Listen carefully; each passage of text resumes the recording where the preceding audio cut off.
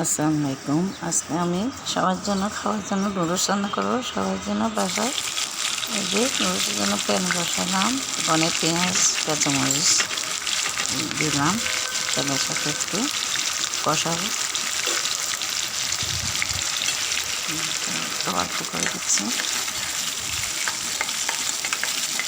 এটা একটু কষাবো ভালো করে, পেঁয়াজগুলো বাদামি কালার হওয়ার জন্য।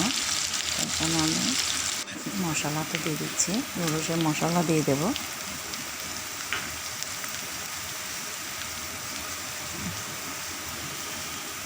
এই মশলাটা দিলাম। আমার বন্ধুরা কেমন হচ্ছে এটা একটু বলবেন। নুডলস রান্নাটা আমার আজকে সবাই খাওয়ার জন্য বলছিল, শুধু একটা ডিম দিয়ে আমি নুডলসটা রান্না করবো। ডিম একটা দিয়ে দিলাম পিঠে।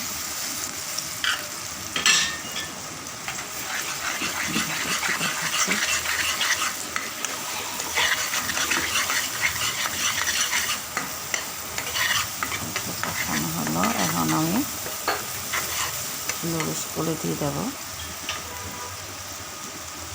নুডলস দিয়ে একটু দিচ্ছি,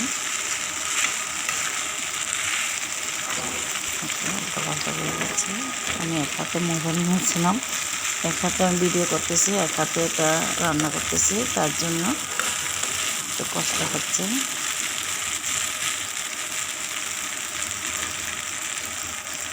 একটু সস দিচ্ছি, টমেটো সস।